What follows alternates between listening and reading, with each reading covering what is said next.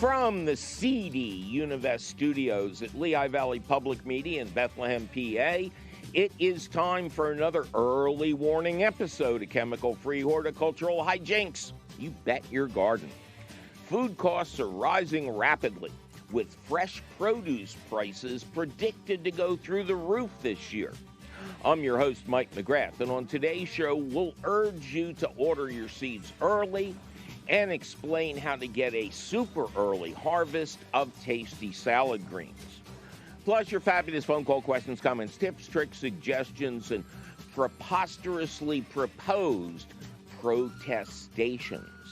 So keep your eyes and or ears right here, cats and kittens, because it's all coming up faster than you watching your garden grow right after this. Support for You Bet Your Garden is provided by the Espoma Company, offering a complete selection of natural organic plant foods and potting soils. More information about Espoma and the Espoma Natural Gardening Community can be found at espoma.com. Welcome to another thrilling episode of You Bet Your Garden from the Univest studios at Lehigh Valley Public Media in beautiful Bethlehem, PA. First, before we get started with the real part of the show, I need your help. My intern of 2 years is moving on, and I'm looking for a new one. This is an outdoor paid position with flexible hours. You'll need your own transportation, and the closer you are to the Lehigh Valley, the better. Send a brief email to ybyg@wlvt.org to get started. Be sure to write intern in the subject line. Podcasters and radio listeners, we have a new feature just for you discussing a pertinent story in the news. This week, nature returns to an unlikely site in Paris. You'll hear it on the podcast and on your local radio station. 888-492-9444. Dan, welcome to You Bet Your Garden. Hey, Mike. Hey, Dan. Thanks for having me today. Well, thanks for being had. How you doing? Just right, sir. Okay. And where are you doing right? I am located in Alpine, California, and that's about 25 miles east of the coastline there in San Diego. Oh. So you're still in the mostly the perfect climate area. Yeah, I hate to tell you that, but we have been having a little bit of rain here, but nothing like what you guys see. I love San Diego. I've probably spent over the course of many trips there a full year, and it's just heaven on earth. If I didn't work for Mike. public broadcasting, I could afford to live there. That's awesome. Hey, Mike, as much as I love San Diego, you made the Philadelphia Flower Show sound really good. And so it makes us, we're planning on making a trip to go to Philadelphia here in March. Oh, that's great. That's great. So what can I do you for then? So I'm a bit of a novice on Philadelphia. I've only been there once when I was a kid, and so what would be helpful, or was hoping, is if you could kind of give me the best tips about attending the Philadelphia Flower Show, and then also maybe just a few inside tips on Philly itself. Oh, sure. We'll be staying kind of in the Washington Square West area. Okay, so that's already arranged? It is, yeah. Are you staying at the Mint? No, there's it's kind of a Airbnb. Oh, okay. So Washington Square, not Rittenhouse Square. Right. So that's kind of like 6th to 8th Street off of Walnut. So you are right in the heart of Independence Hall National Park. Awesome. Oh, okay. yeah. No, I mean, it's not that you can walk there. It's like you'll step out the door and you'll see it, you know. And the Liberty Bell is there, and Carpenter's Hall, and all that kind of stuff. And the interesting thing about the Independence Hall Park is it's all free. because it is a national park and it's patrolled by park rangers. So you're in an Nice. interesting area. Now, you are going to be going, let's see, bum, bum, bum, bum, bum. You're going to be going about 6 blocks north and then just a few blocks west to the Pennsylvania Convention Center. Okay. So, if the weather's nice, no problem. I would not suggest, even if the weather is terrible, that you get into a cab or an Uber because the traffic around the convention center is always at a standstill. It's no exaggeration that you'll wait half an hour for a light to change. So the Oh, best wow. best way to do this is on foot. And how long are you going to be here? So we are going to be there from March 8th through March 11th. Okay, excuse me. The show opens March 4th, as you know, and closes on the 12th. So that's a really good stretch of time. If the weather is poor, you can visit our historical sites right outside your door. There are also some very nice restaurants that line um, the square, Washington Square. And by the way, Washington Square is the most sacred site in Philadelphia. It's a mass grave where everybody whose identity was unknown was buried after the Revolutionary War. Oh, So, I didn't know that. oh Wow. yeah, when you're walking on those pathways, you're walking over tinsmiths and farmers, silversmiths, people who gave up everything for this crazy idea. Mm. And there is a story in Philadelphia that I have to repeat. It is rumored that because there were so many, the bodies had to be dropped in standing up. And the Americans were dropped in on their feet, whereby the English were buried upside down. Oh, my goodness. Wow. So, yeah, it basically, you want to pick your nicest days to go to the flower show and don't rush to get there early. Everybody thinks they have to get there early. But early in the morning, in come 300 or so buses from all around the East Coast and the Mid Atlantic, bringing garden clubs in. So it is at its most jammed pretty much when the doors Mm. open. The buses leave at 3, and the show is open till 9 or 9:30. So it would be very easy for you to go in at, say, noon and look around, get some feeling for the space. Don't worry that you can't really get up close to the displays. So get your hand stamped because you can come in and out. And Okay. then if the weather's dicey, there's all sorts of places to eat inside the convention center. But if the weather is decent, you are only about 3 blocks outside of Chinatown. And you've got Vietnamese food, you've got Thai food, you've got every geological sector of Chinese food.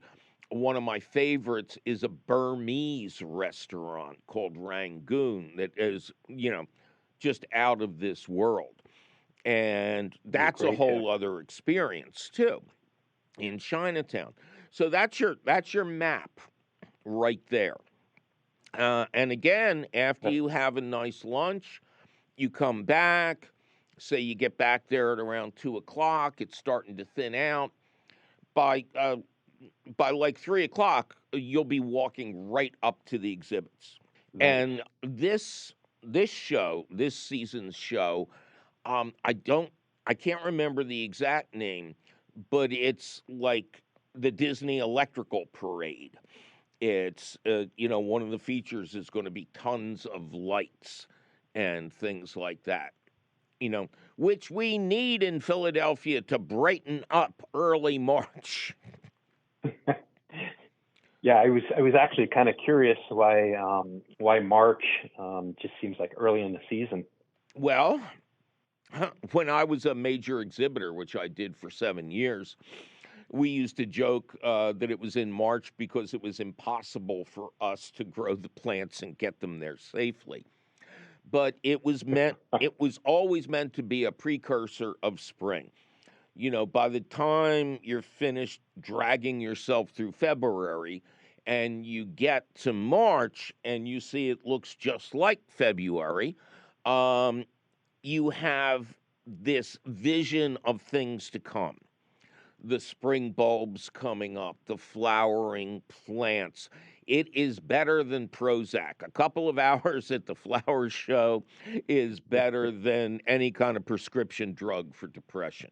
And then because Motivation and inspiration, right? yeah, and then you leave, and a couple of weeks later, everything starts coming up. So, you know, it's kind Wow, of your halfway house. You know, not that you would that makes sense. understand this living near San Diego, but it gets darn gloomy here in January. Okay. Eh, Yeah, surprisingly, my tomatoes are still producing here. Oh, So no. Get this clown off the it's just air. crazy talk. He's just Yeah, bragging now. but All but right. only because of the tips I've gotten from you, sir. Oh, of Thank you. course, sure. Yeah. Try to butter me up now. All right. Well, I hope that is helpful to you. We'll be talking about the flower show more in the coming weeks. Oh, perfect. Mike, I can't thank you enough for your time today. I really enjoy your show, and you've definitely made a difference in my gardening here. Well, So thank you. thank you. All right. Good Mhm. luck to you, sir. Thank you. Bye bye. Bye-bye.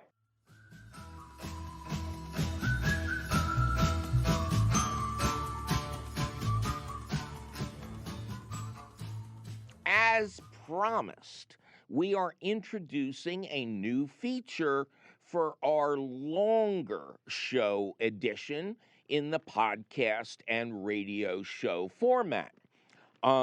It is news you can use, newspaper articles that I think are really relevant to what we're doing here.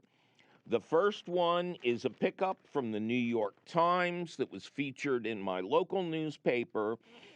A life now thrives in famous Parisian cemetery.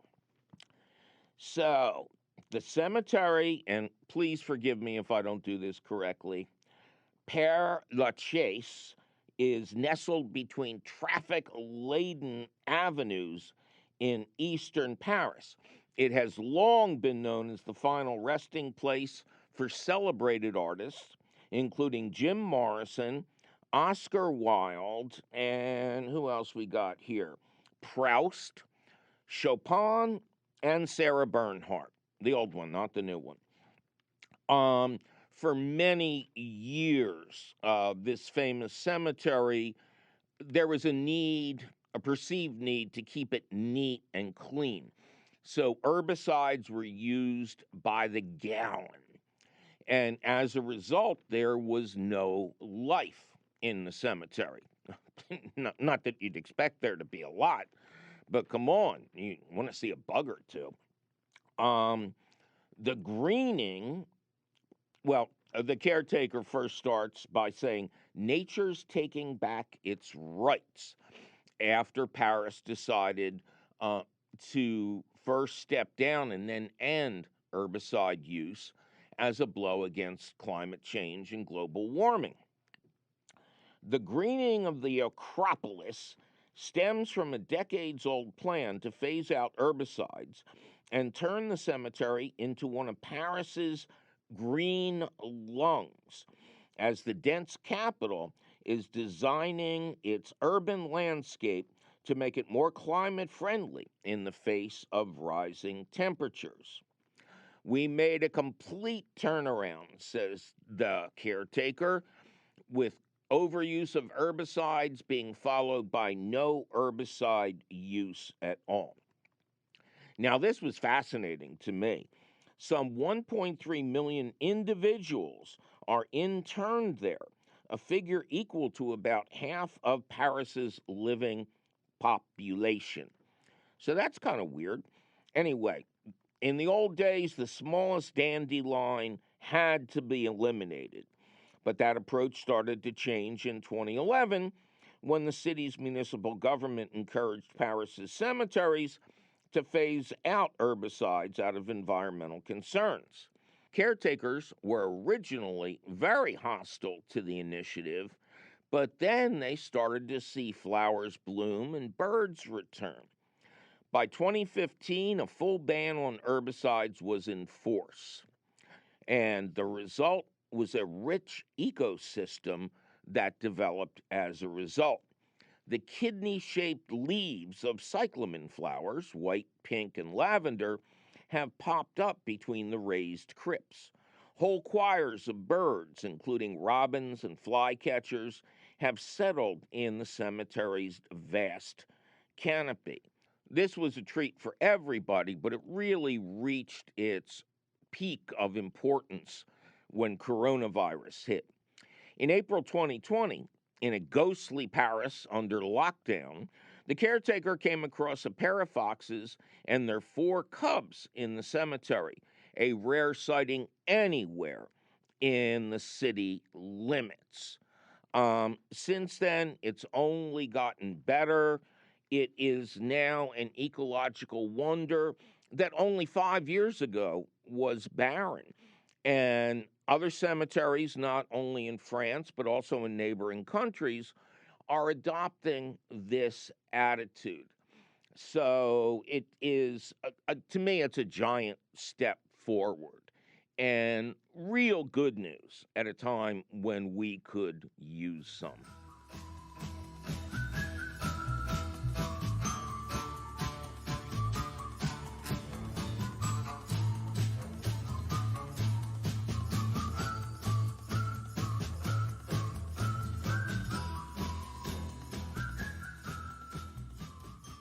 Well, it's time for me to take a little break and sadly inform you that I will not be appearing at the Mohegan Sun Arena in Wilkes-Barre, PA in early February, as was previously planned, due to problems that have arisen with the venue. Boo-hoo! Now, your non-traveling man, Mike McGrath, and you're listening to You Bet Your Garden from the Univest Studios at Lehigh Valley Public Media in Bethlehem, Pennsylvania.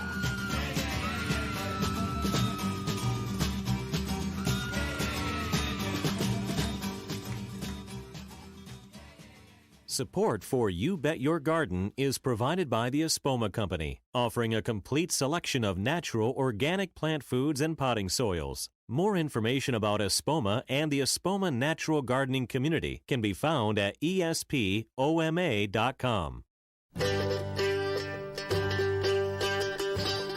Welcome back to another thrilling episode of You Bet Your Garden from the Univest Studios at Levi's,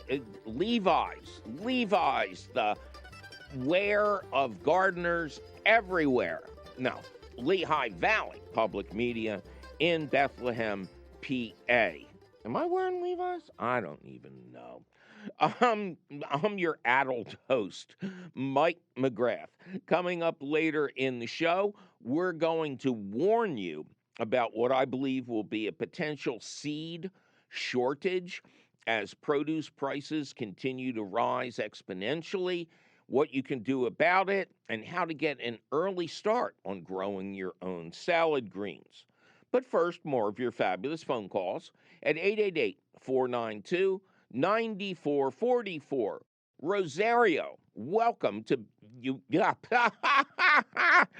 Oh, and I get paid money for this. Rosario, welcome to You Bet Your Garden. Thank you. How are you? Thank you. I'm great, thanks. How are you? I'm just Ducky. Whoop. I knew it. If I played with Ducky enough, I would knock over Sprout, the newest addition to our Legion of Super Toys here. And there, lean against Ducky, Sprout. You remember he is the tiny colleague of the Jolly Green Giant. Yes. All right, Sprout. I'm going to have to stand you up somehow, okay? In the meantime, I'll just play with you and reinforce everyone's feelings about me. Where are you, Rosario? So I am in Deptford in South Jersey. Okay, very good. What can we do you for? So when we moved into our home, it was late spring, summer. I was heavily pregnant, and we just we had a good clean yard, but there was asparagus beds and strawberry beds, and just kind of let that go. Okay. A little bit over time, had the baby. We've been cleaning up the yard a little bit, and now I've got 4 big construction bags full of yard waste, and it's not leaves, it's overgrown asparagus or strawberries, weeds, grass seeds, all of these things that kind of grew up around the garden. And I'd really like to know well, first of all, they won't pick it up. It's too big for the trash. So do I have to find a way to get rid of this? Is it okay to use as compost starter? Or am I just this is now garbage, it's got to go away? So you didn't harvest the asparagus for eating, or was it already too? No, they were huge. Okay. They grew up over the fence, actually, and the trunks of them were gigantic. Okay, so that's an old bed. Did you allow a couple of them to stand and produce their fronds? Yes, accidentally. And so they did that about twice before I just took them all down to the soil level. When was that? Last time was maybe about 2 months ago. Oh, okay, good. So they were done photosynthesizing. Yes. See, the key to asparagus is to always let the last couple of spears form those beautiful fronds, and that replenishes the root system underground for the next year. Now, I have a feeling that your asparagus bed is so hardy, you might have even gotten away with that without letting some fronds. But, in the spring now, to harvest as soon as the little sprouts come up. No offense, little sprout. And enjoy them. Any size whatsoever. And did you ever have a asparagus bed before? No, Okay. This is my first time with it. Okay, well, as soon as they reach a nice size, the thinner the better. The thinner they are, the sweeter they're going to be. And don't use a knife or anything. Just snap them off at ground level. And, okay. And then stop when the new ones are no bigger than a pencil or when you're sick of it. All right, strawberry bed. You didn't eat the strawberries? No, so they were that bed just was so overgrown, and it never really looked like it had many berries. So I don't know, Gotcha. I've never had them, but I've never seen strawberry beds this overgrown. Okay. Now, did I hear you say that the bags are stinky? They're not. Okay, good. Did you collect any leaves in the fall, or do you have leaves still laying around the property that you could now collect? I could probably collect some leaves. Well, there aren't too many, but I can definitely get them. Okay. Boy, if you lived near me, I'd give you bags and bags. Leaves left in giant plastic bags will actually turn into compost. I learned this not the hard way, but accidentally when I misplaced a couple of bags and found them years later, and they were filled with perfect compost.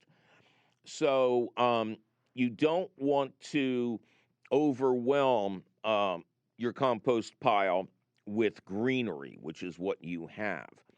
But because of your situation, are you planning to actually harvest your leaves this coming fall? Yes. Okay.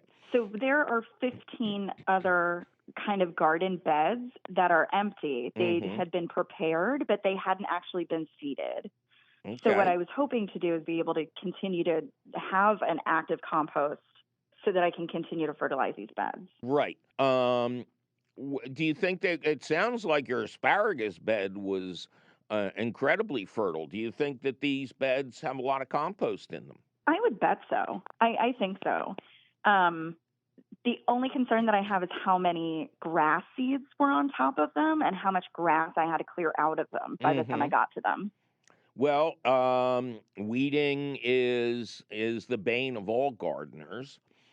You can purchase a device called the water-powered weeder from Lee Valley Tools. I don't know that anybody else sells this thing, but it's a long spike you attach to your garden hose and shove it in the ground and pull the trigger, and the weeds come out by themselves. Once the roots are inundated, you can pull them without any trouble whatsoever.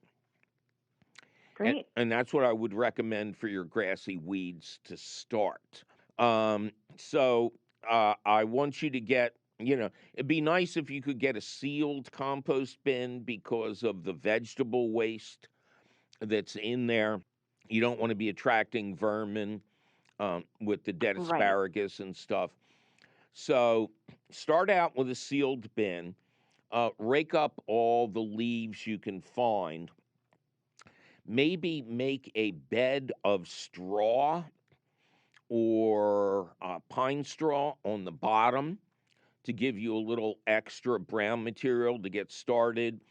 And then empty some of your vegetable waste, especially the stuff that contains real vegetables like the asparagus, on top, and then cover that with as many shredded leaves as you can. You can shred them with your lawnmower, but I would urge you in the future to get ready for the fall to get a leaf blower with a reverse setting and a collection bag. And that's, again, you're standing up. You're not bending over. You suck the leaves up. They get shredded for you. You dump them in the bin. You almost can't overdo the brown material in a bin. So this is going to be a process. I mean, depending on the amount of leaves you have and how big a bin you'll get, it could actually take a couple of years. But if you get rid of the truly vegetable material and leave the ones with the weeds and the grass alone for now, you should be able to work this through. That sounds fantastic. I'm really looking forward to it. Yeah, there's a lot of energy in the nitrogen in that green material, but it needs dry, brown, carbon-based material to become good compost. Okay. And do you think at this point I could start adding kitchen scraps No. or just leave this alone for now? Yeah, no, you are overwhelmed with kitchen scrap-like material.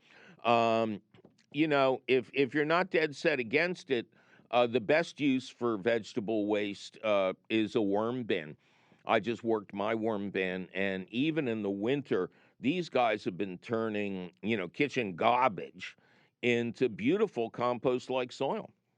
Oh, okay.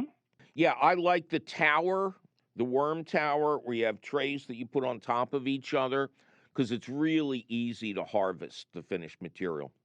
Okay? Great. All right. Perfect. Thank you so much. I really appreciate it. Oh, my pleasure. Thank you, and good luck. What's the baby's name? Lily. Lily. Just don't plant Lily of the Valley in her honor. No. Just hopefully she'll just be helping me in the yard. Okay. Good. Start them young. All right. Bye-bye for now. Thank you. Bye-bye. 888-492-9444. Lee, welcome to You Bet Your Garden. Oh, thank you. It's great to be talking with you. It's great to be talking with you, Lee. What they don't know outside of behind the scenes is that it took us a while to hook this call up. But we're glad to have you on. Thank you for your patience. And how you doing? I'm doing fine. I just have a question or a worry that I hope that you can help me feel better about. We've had a very rough winter here in Tennessee. What part of Tennessee, may I ask? Middle Tennessee. We call our town Mount Juliet, a suburb of Nashville. Oh, okay. Very good. Nashville is A great responsive town for us. We love it. So what's going on? Well, about 3 weeks ago, we had a snow fall that was preceded by a freezing rain, and we've lost a lot of ornamental shrubs, I believe. By now, the leaves are falling off. Burford holly, I think it is, and even some of our Manhattan shrubs, ornamental in our area and in our home yard. And I was wondering if you could give me any peace of mind, will those come back? Well, with all of these kind of questions, nobody knows the answer till spring arrives. All of those plants have the capability of growing or putting on new growth. They may need a year to kind of stumble around in the dark and recover, but there's no reason to believe that they are really most sincerely dead. What is happening with your weather now? It's actually warmer than usual. That's not unusual in Tennessee, but we're maybe in the 50 to 60 degree range for several days. And then from history, it may snow again in the next week or two. Right. And you said you had an ice storm followed by snow. Correct. Not a deep snow, but an ice storm. Yes, that's right. Ice is the worst. Ice can severely damage plants just by the weight, the sheer weight of the ice on the plants. Heck, it collapses roofs. So, how has the rain been this winter? Well, pretty good this winter. I looked to see if we were considered to have a drought during the summer. We went for weeks without rain in July, August, and September. But then when I looked at the records, it didn't consider it a drought. I was worried maybe that was part of the hardship, and then the ice came. Well, you're kind of right. If weather like that is predicted, and it has been very dry lately, it may be counterintuitive, but it's a good idea to water your plants at the base before the weather event hits. Plants that are well hydrated are less likely to suffer tip burn and other things from cold winds. And it's a sin you didn't get a lot of snow, because snow protects plants better than any kind of mulch. So there's nothing, and we're hearing about this a lot from Tennessee, but a lot from other places as well. Anytime you get really cold and windy conditions and the plants are already a little dry, it really stresses them. But the most important thing you can do now is nothing. Don't look at them. Don't think about them. Pick a good streaming service and binge on like 8 different shows. And in the spring, you should hopefully see signs of life. If you do, don't clean them up. Don't prune anything off. Wait till everything has shown you what it's going to do. Let's say we're in May now. And at that point, it would be safe to remove totally dead branches. But other than that, it's in the hands of God, my child. I was afraid of that. It's pretty massive. You can almost go anywhere and see it on shrubs around our area. And we will step away and not intervene and give it time. The impulse, the gardener's impulse is to always help. And that's always the wrong thing to do. Let nature handle this. She has been through this before. And the fact that it's afflicted so many of your neighbors, you can't take it personally. But be patient.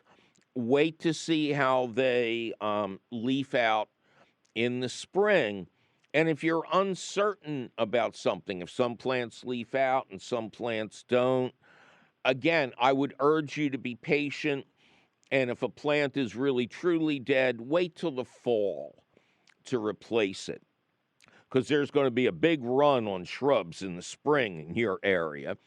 And by fall, they will have restocked, and the prices will be lower, and it's a great time to plant new trees and shrubs.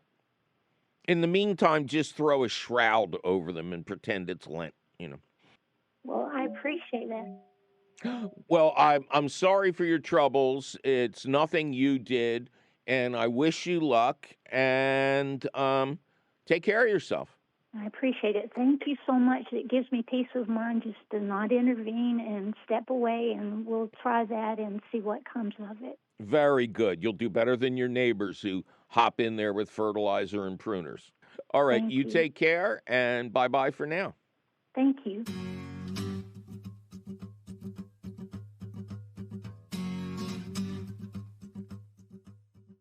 Well, it's time for me to take a little break and announce one more time that my garden intern of 2 years is moving on, and I am looking for a new intern.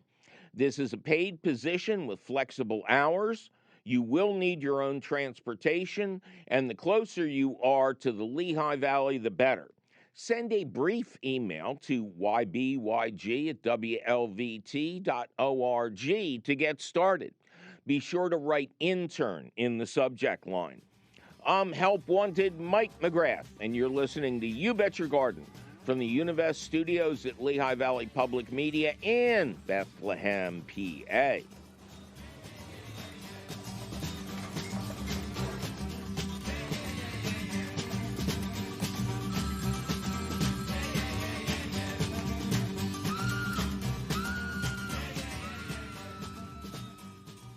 This is 91.3 FM, WLVR Bethlehem, WLVR.org.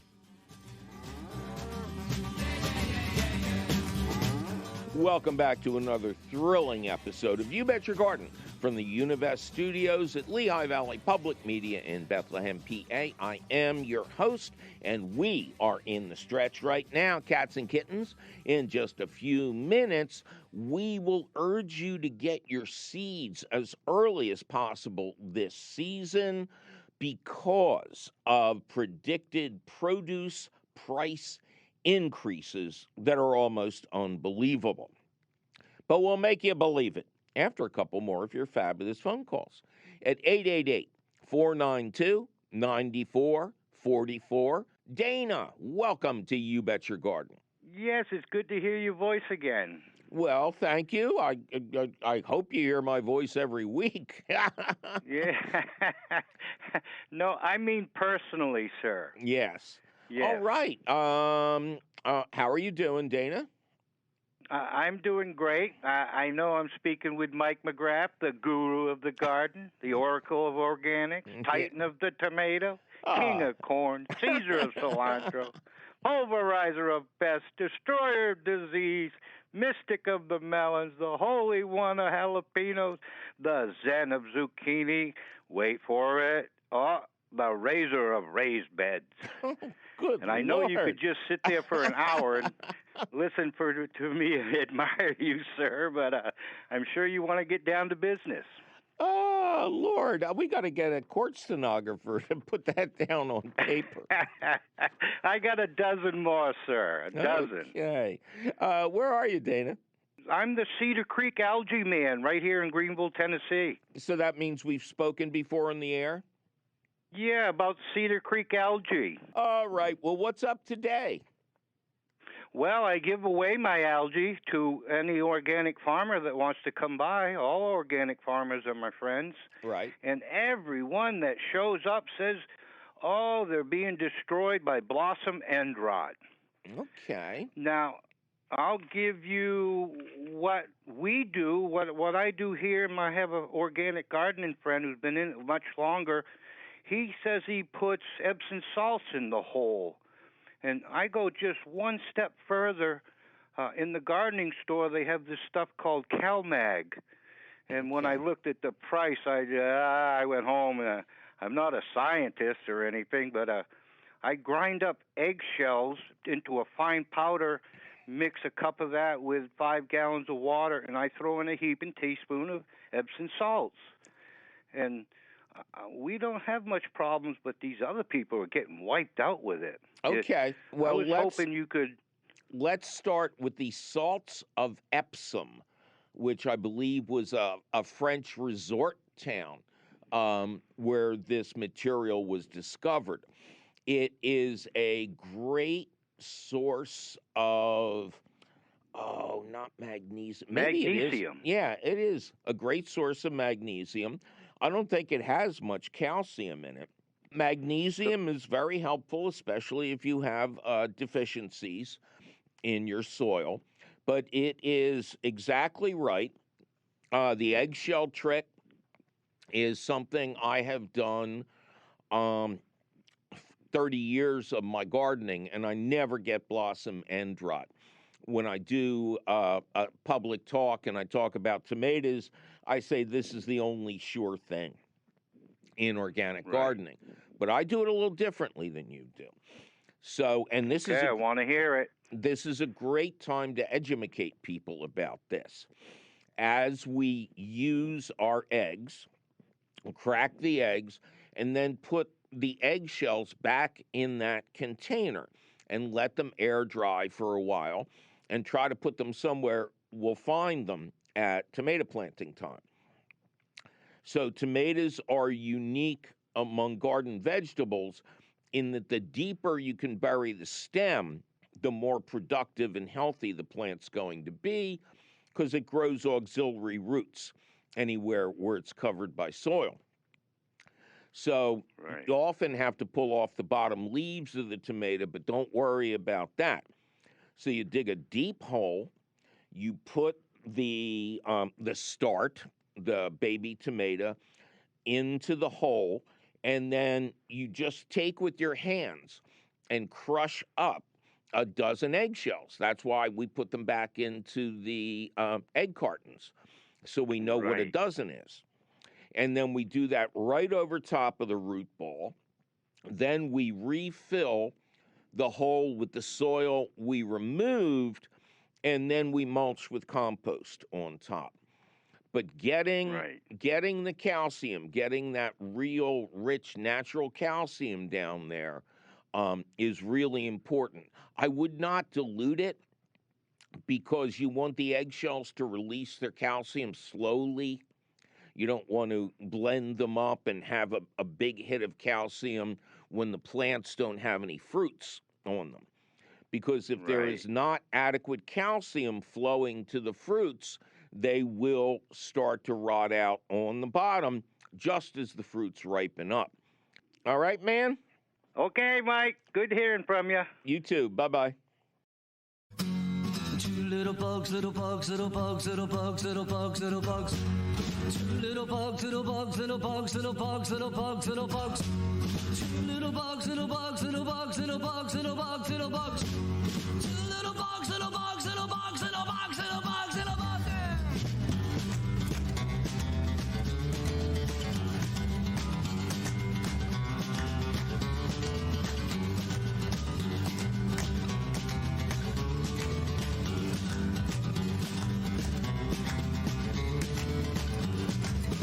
Little bug, little bug, little bug, little bug, little bug, little bug. One little bug, little bug, little bug, little bug, little bug, little bug. One little bug, little bug, little bug, little bug, little bug, little bug. One little bug, little bug, little bug, little bug, little bug, little bug.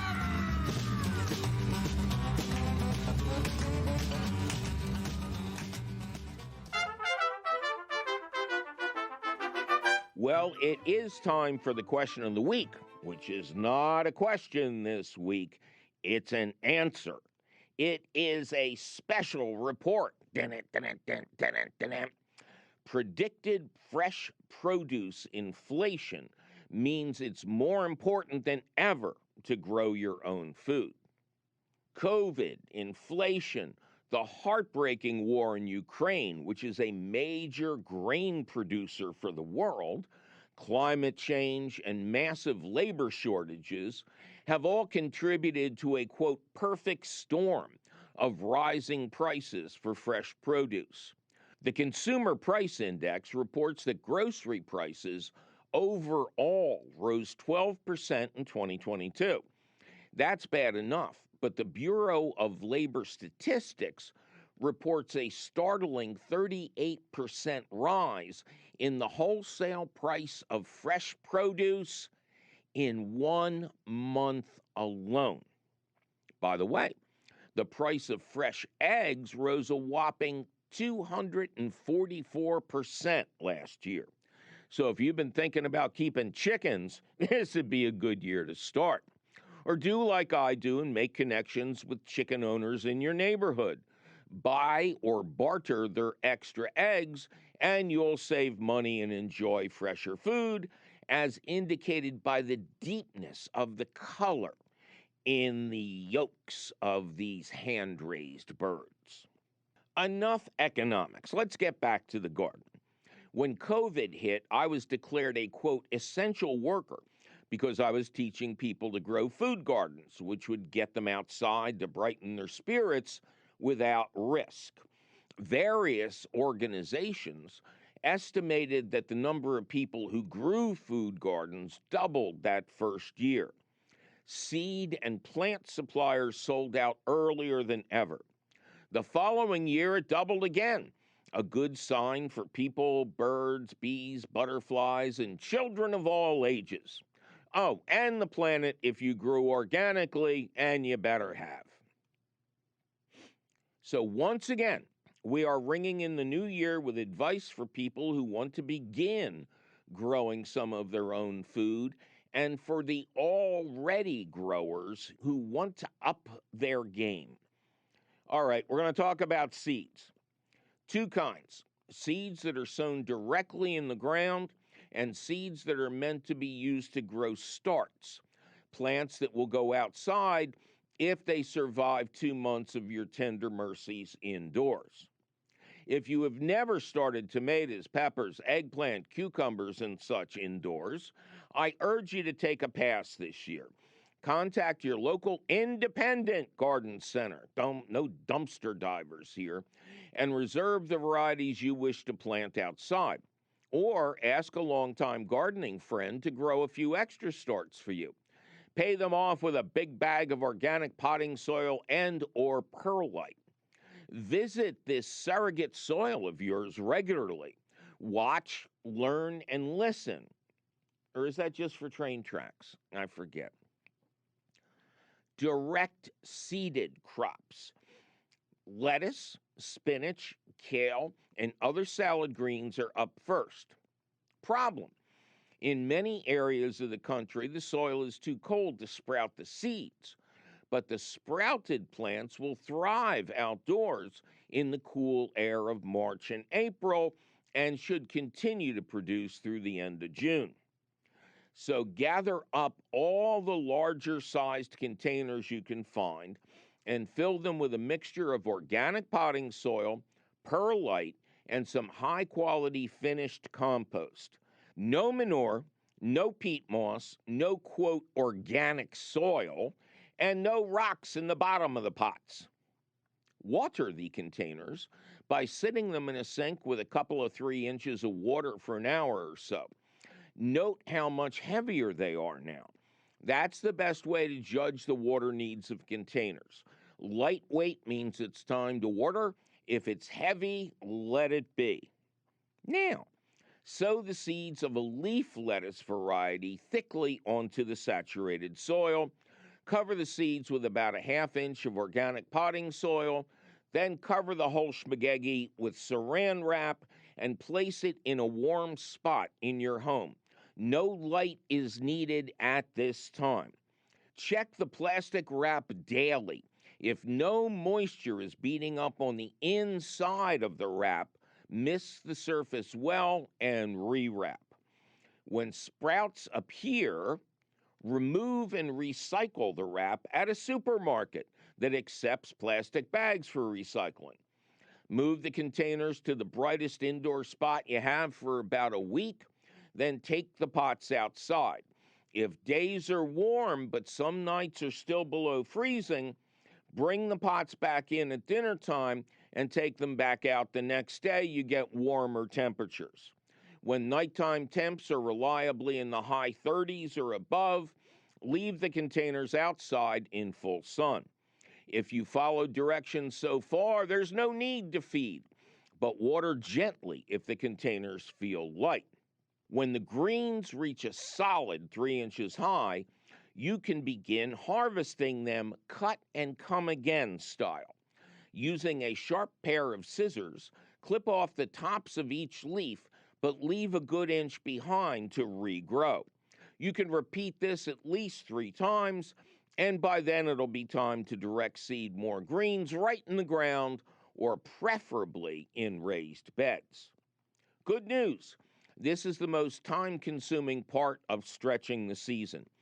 After this, you'll be direct seeding in warm soil. You'll also be harvesting fresh, super sweet greens. Lettuce and its friends are always sweeter when grown in cold weather, that you can enjoy personally or sell on the black market for gas money. Other seeds to order soon: peas, snow peas, snap peas, or English shelling peas. We will discuss these tasty treats of spring next week. But alas, for now we are out of time. Tune in for more seedy information next week, and remember, order your seeds soon.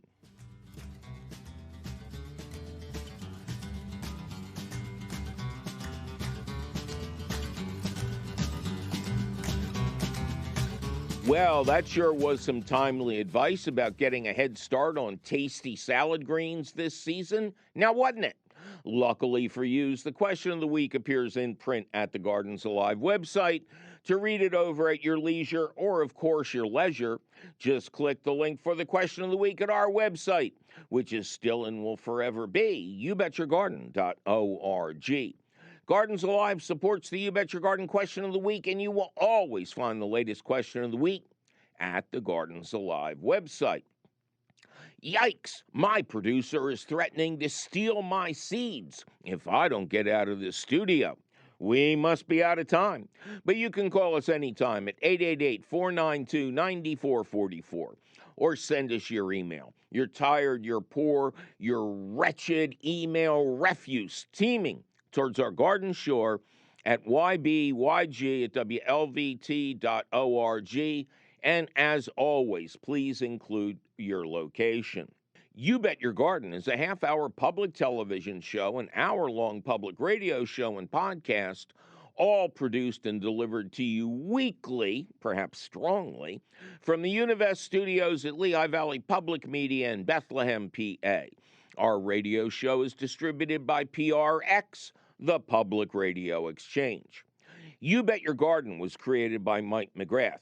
Mike McGrath was created when a mad doctor sewed together corn stalks and pieces of overripe fruit and then shocked this horticultural horror to life with a joy buzzer. Ken Queter is our musical director.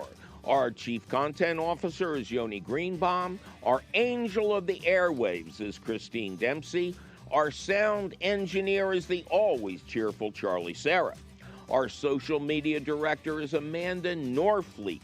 Check out her fine work and send us your pretty garden pictures to post at the You Bet Your Garden Facebook page. You could go viral, in the good way, of course.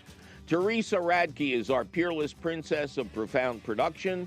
Special thanks to our audio editor, the always lovely Jonas Bowen, for the holiday gift of our newest cast member, a vintage sprout. He wanted to get me a Jolly Green Giant, but couldn't fit it in the studio. Judicious Jake Boyer does the video and didn't give me nothing. Our directorial director of direction is the harassed and harried Javier Diaz, who tried to give me a cold. Authorities are still on the lookout for our beloved band of carnies, fortune tellers, and card sharks, including Jacob Morris, Zach Detak, Eric Werner, and anybody else hiding out in the control room. Our beloved and bedraggled CEO, Tim Fallon, has moved his investigation of public broadcasting opportunities from Key West to sunny Southern California, while continuing to amass an impressive collection of tiny little umbrellas. I'm your seed sorting host, Mike McGrath, and I'll be picking my first runs of salad greens with the help of the magic 8-ball and a set of Yahtzee dice until I can see you again next week. Actually, you'll see me if you're watching on TV. I won't see you, but I think about you all the time.